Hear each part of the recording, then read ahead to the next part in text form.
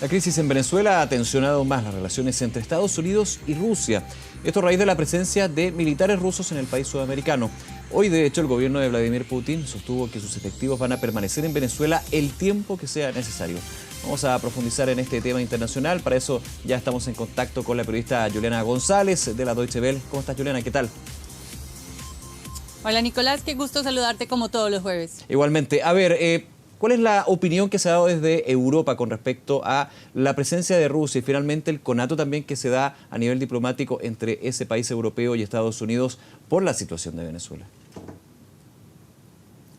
Bueno, Nicolás, hay que mencionar que los europeos no se han posicionado claramente frente al tema de la presencia rusa en territorio venezolano, salvo por lo que se dijo hoy en la reunión en Quito, precisamente de una manera un poco ambigua, donde dicen que la presencia de las tropas podría incrementar los efectos colaterales, el enfriamiento, la tensión, de estas relaciones, y que por supuesto este grupo de contacto está absolutamente en contra de cualquiera de las medidas que impliquen que la salida para la crisis venezolana no se lleve a cabo de manera pacífica y de manera venezolana, si se quiere. Claro, pero evidentemente cuando hablamos de presencia militar de un país extranjero en Venezuela como es Rusia, hay muchos temores también históricos que de alguna manera empiezan a dar vuelta, y eso también genera aún mayor tensión desde lo que es Estados Unidos con Rusia, que hemos hablado varias veces, de hecho se ha mantenido desde hace bastante tiempo.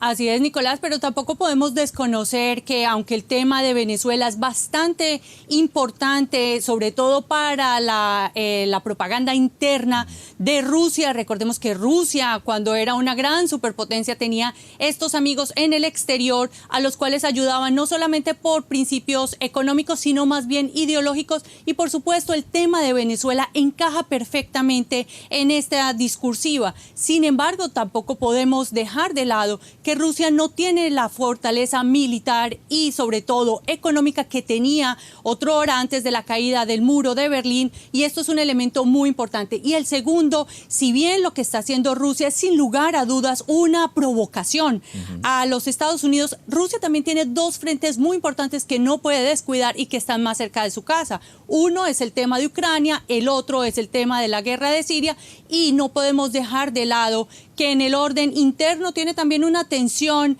creciente con su vecino China, donde recordemos que el tema de los misiles de mediano alcance que generaron, el fin de ese contrato con los Estados Unidos, también tenían un trasfondo, y era precisamente más que atacar a Europa, posiblemente era defender la frontera con China, porque China tiene una gran presencia de estos misiles de mediano alcance en su país. Por último, Juliana, brevemente, ¿ha hablado Vladimir Putin? Entiendo que esta declaración que comentábamos al comienzo fue más bien del gobierno, pero él no ha tenido reacción con respecto a estas acusaciones de Estados Unidos.